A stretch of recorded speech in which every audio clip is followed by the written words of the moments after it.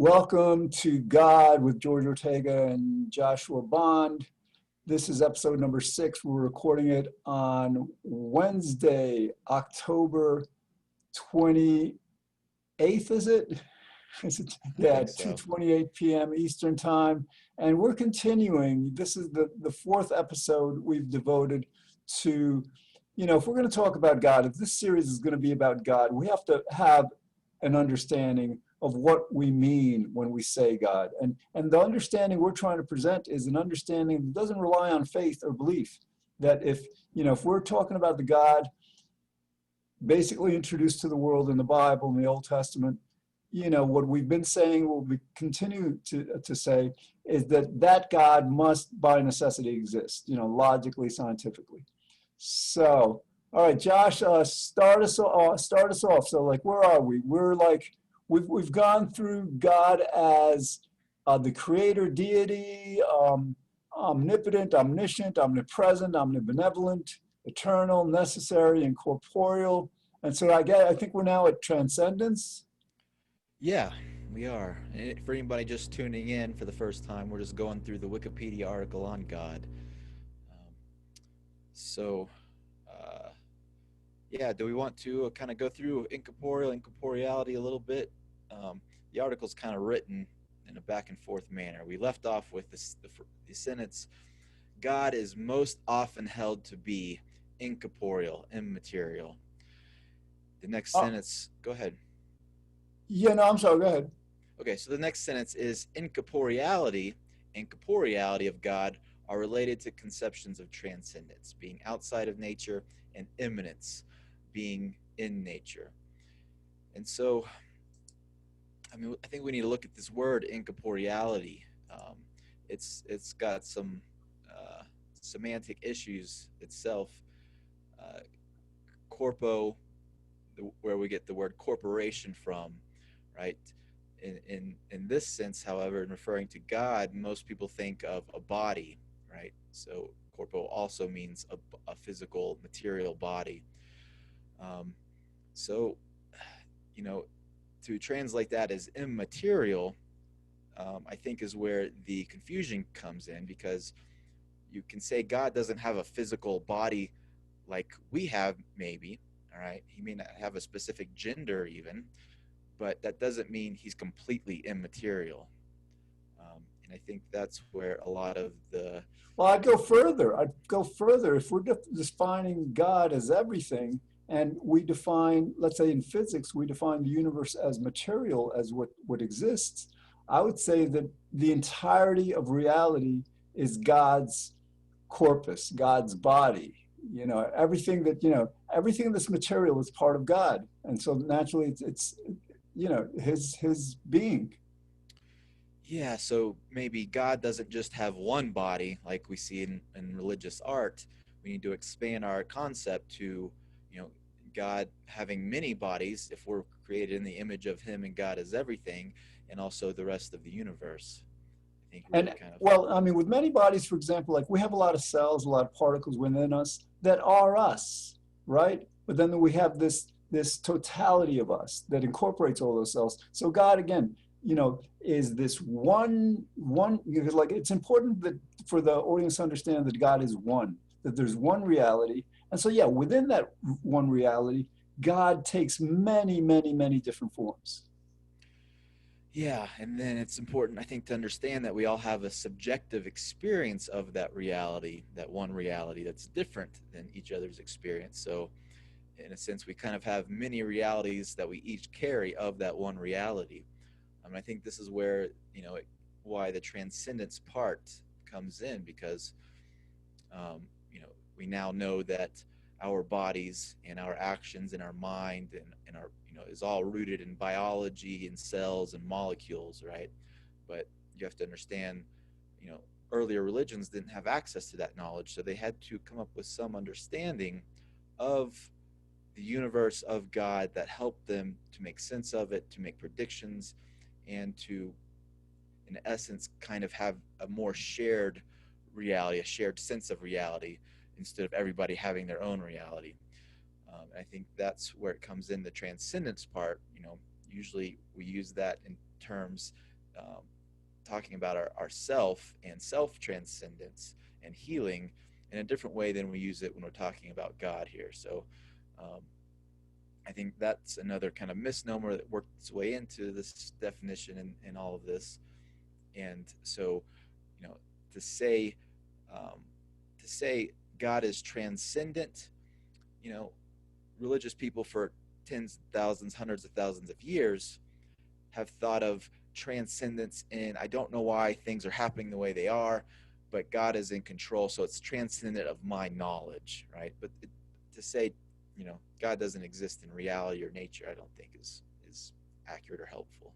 Yeah, I've got the same perspective. Basically, somewhere along the way, the priests or the religious prophets a long time ago just held this conception that there's like this material world, and that because God created the world, somehow he has to remain separate from that. And that's just mistaken logic.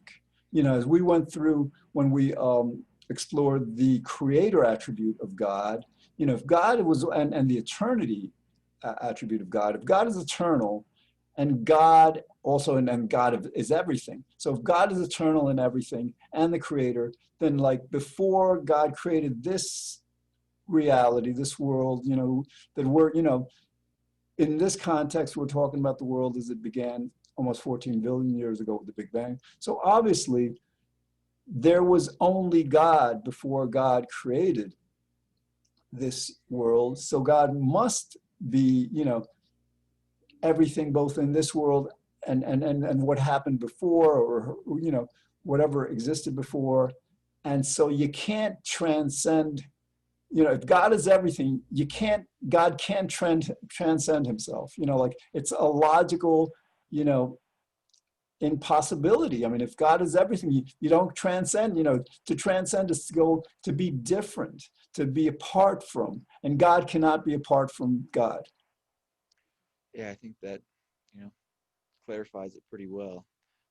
The next part of this sentence is there's positions of synthesis between the two, such as imminent transcendence. So being in this world and not of this world is how many people might, you know, interpret that. But I would say that, you know, at the heart of it, you know, the real utility of it is to realize there's aspects of reality that we don't understand, aspects that we do. All right. And it almost seems like the aspects that we don't understand are more metaphysical, and maybe we will prove someday that they are, some of them. But as science pushes forward and our evolution of consciousness and understanding pushes forward, you know, what was metaphysical, we now can prove to be physical and have causality. And that's how we actually can understand reality and God through integrating all of these attributes and principles. Yeah, and again, relative to immanence, I mean, it's superfluous to say that God is immanent if you're beginning with the definition that God is everything. Because, like, to say God is within nature is to say that God is within God, because God is nature. And that's, again, that's something, we have to remember that their conception of God, when God introduced himself to Abraham and the early Hebrews, and then the evolution of God. It's an evolution. We've been talking about this before, of our understanding of God, and so they got some things wrong. They clearly got some things wrong, and this is one of the things we're trying to do in this series, to just like distinguish what's accurate, and a lot they did get a lot right. So what's accurate in the Old Testament, the New Testament definition of God, and what needs to be evolved beyond, what needs to be understood more fully. Yeah. Um, how do you feel about this confusion that's come in from um, thinking of corporeality in the sense of a one body? You know, like we see in religious art. I'm looking over here to the right of the screen on the article, and there's a painting of God. You know, it looks very human. Um, you know, and I think, you know, I imagine, like, imagine if we were trying to celebrate Christmas and tell our kids about Santa Claus and presents and that whole story. but we didn't. There was no picture, right? There was no picture that looked like a human, but we were trying to describe something, describe some causality that had human characteristics. Children wouldn't be able to get it, or actually what they would do is they would probably, start creating imaginary friends in their mind of the Santa Claus, and they would reinvent Santa Claus themselves, I'd imagine. And I think this is where, we have to appreciate our finite understanding.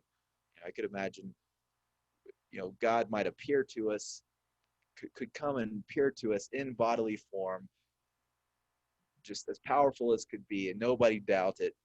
And he could still say, you guys are missing the point. You're thinking of me real in the wrong ways, right? The way that you need to think of reality and the realness and how I am everything and intertwined is not in this bodily form, like I am a human being that's supernatural and up in the sky. Yeah, I mean, if we're describing us as human beings or Santa Claus, we're describing finite beings. Our bodies are limited to our body, and same with Santa Claus. So like we have these proportions, we have width and height and depth. But the difference between us and Santa Claus and God is that God is infinite.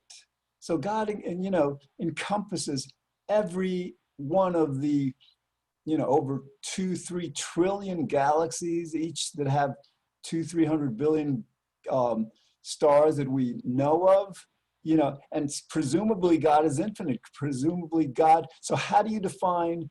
How do you describe the same way you're describing our body and the body of Santa Claus, a being that's infinite?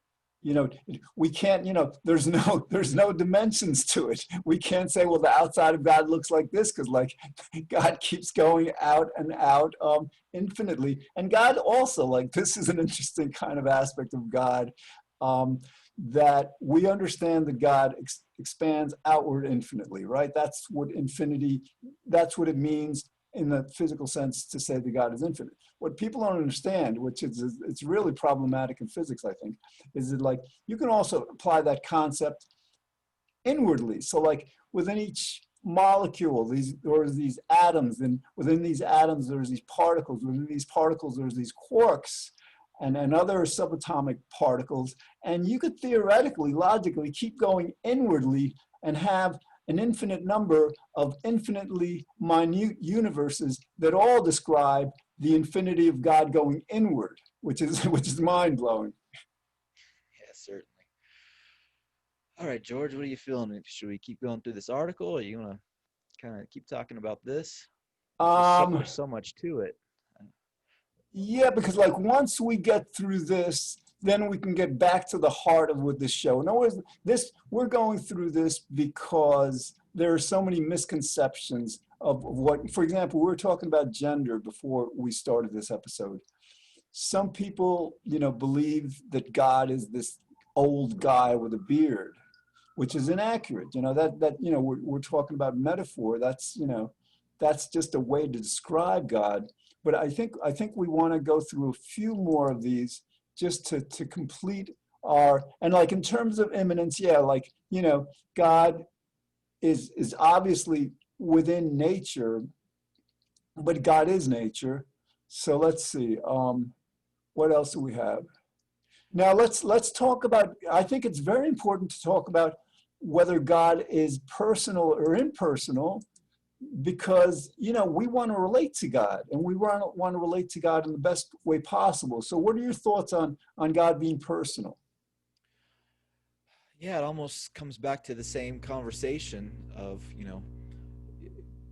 it's a misnomer, it's a false dichotomy. Even the religions that say God is impersonal, or the beliefs, that's impossible, because everybody's subjective experience of every item, every item of reality, whether it be a physical item or a mental concept, is different. So I think that the I think all religions incorporate the personal aspect, whether they admit it or not, and it has to be. Um, I don't know, I don't know the value of. It kind of scares me, the religions that go the other direction, because it gets into more of a dictatorship of we tell you who God is, and authoritarianism, and then you start putting, priests and clerics and popes up on pedestals that, and it becomes a personality cult, right? Whereas, and you see this if you look at the different popes that have been over the decades, how they deal with this. Some of them, don't try to carry this arrogance that the other ones might, right? Just like we see with every religion. That's kind of my thoughts on it. Yeah, and I agree. I mean, like basically, we started out these definitions of God, according to the Wiki article, with God being the quote unquote supreme being that we worship. And so, like, God is a being. Now, we are beings, we're human beings. And I think to be a being, we can be reductionist, like science sometimes is, and say we're just a collection of particles or atoms, whatever. But we value seeing ourselves as people. We ascribe personhood to ourselves as beings. And because we want to relate to God in the closest way possible, in the strongest way possible, I think we want to conceive of God not as a thing like a rock or something that we don't attribute personhood to, but as a person. So absolutely, God is this being, and has personhood. The entirety of the universe is one person, and so that allows us to relate to God as a person, as a friend, as a father, as a mother, as a loving, creator and guider and ally. Yeah, certainly, and I think it really comes back to um, kind of respecting both values, but from the you know just like with language and with logic, even with belief. So we have this belief that comes from faith or hope or whatever it is, and then faith belief that comes from logic and rationale. So just like with defining a word, we can try to come up with one definition, and then you can see two people argue about what that definition itself means because it's personal to them how the words are interpreted in their head. And I mean, this is largely what uh, a lot of lawyers do, is they go to school to really try to hammer out very exact definitions of words. And there's also people that study this from linguistics and different things. And I think that's where it comes, like, how do you maintain cohesion of a culture, of a religion, so we can all get in the same building and talk the same way about the same thing, and it kind of relate, and we can share ideas and wisdom and insight and personal experience and relationship back and forth. But yet at the same time, it all has to be functioning on this substrate of inner subjectivity, which is very personal. Inner subjectivity, but also objectivity. In other words, I did a 216 episode series on free will.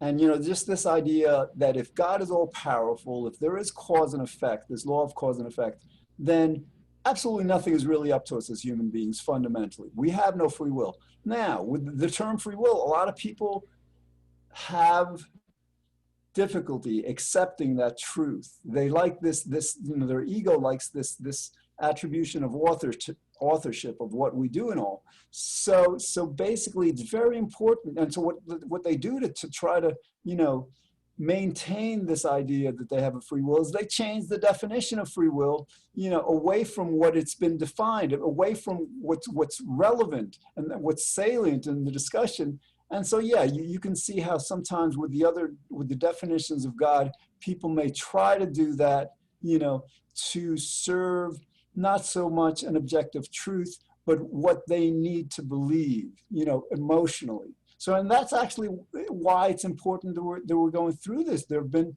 some accurate conceptions of God, but there have been some inaccurate ones, as we've demonstrated over the last several episodes. Yeah, it's almost like there's this evil that comes out between this false dichotomy, and I haven't really gotten to the bottom of it. It seems like it kind of the errancy on either side kind of feeds off of each other. So, from my perspective, a lot of religion, a lot of the misdeeds, injustices, and unnecessary shame and trauma that's been caused, or even wars that's been caused by religions, comes from um, people. Uh, Essentially, I call shadow projection, right? Where there's by keeping it kind of mysterious and not making it personal, people aren't able to cope or aren't able to heal themselves of whatever their unconscious is struggling with, right? And then they start projecting that, right? And that this is the one objective truth and it has to be this one, and then that makes the personal experience kind of locked down, and it just kind of gets to be this cycle that spirals out. And I think it's just so important to go back and forth, right? um, you know when the objective starts becoming impersonal, where it says, you know you have to agree with this definition, and if you have any if you know if you don't agree with it, then you just need to shut up about it, right? Instead, realizing that it's part of growing in this path is to be able to articulate these things we struggle with, right?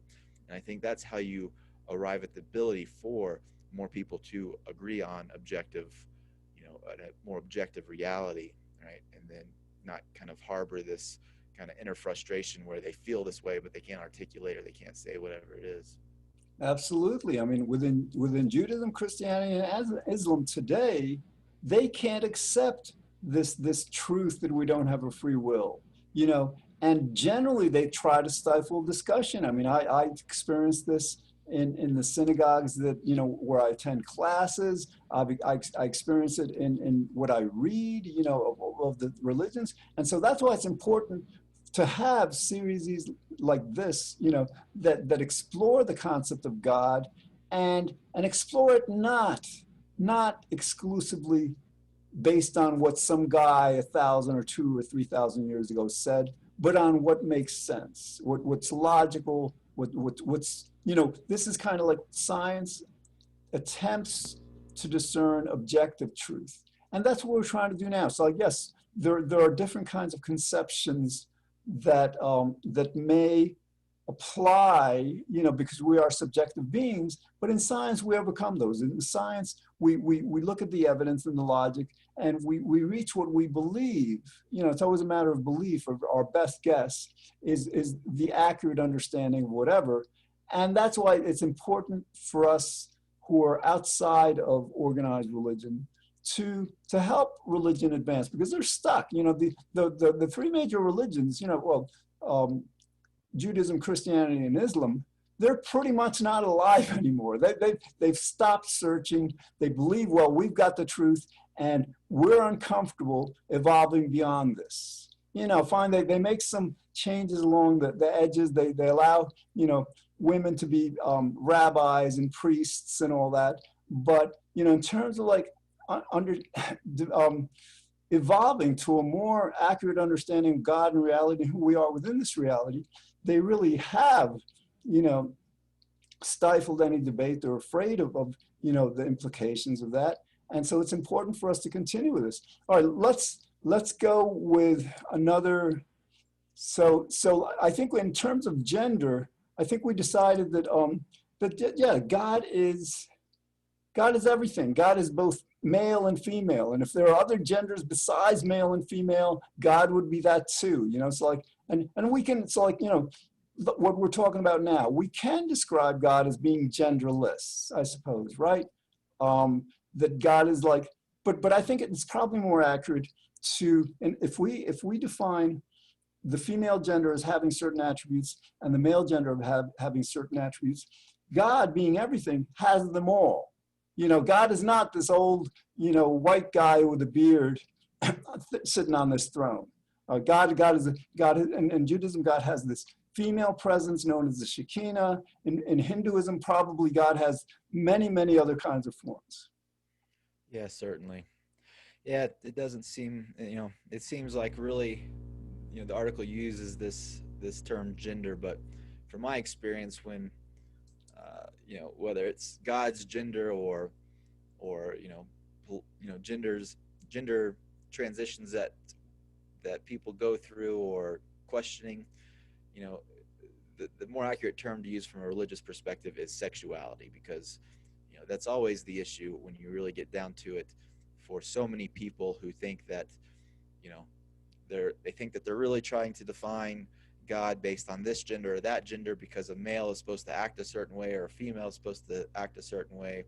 But these people that are so heated about this, when you really talk to them, and I've been one of them in the past, it all comes from unhealed unhealed self-acceptance and acceptance of being a biological creature that God made, and that having sexuality tied to it, right?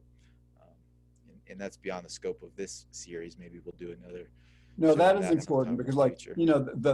the story of Adam and Eve, they saw their nakedness and they were ashamed. We still haven't transcended or evolved beyond that shame of the human body. So it's important to get into the sexuality.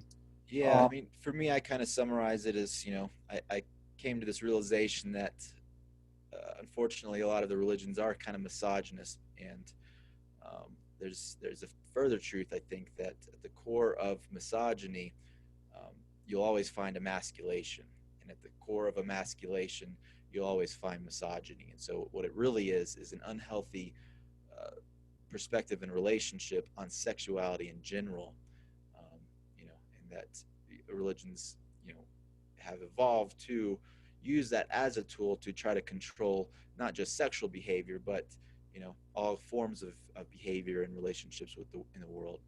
And I think we're kind of, one perspective is that was very helpful at some point in time, and is still helpful now maybe in other ways, and we're evolving through it, or a lot of people have a more bitter perspective of it's always been wrong, and we weren't alive always. We aren't eternal like God is, so we can't really say. I think it's better to take the high road on that one.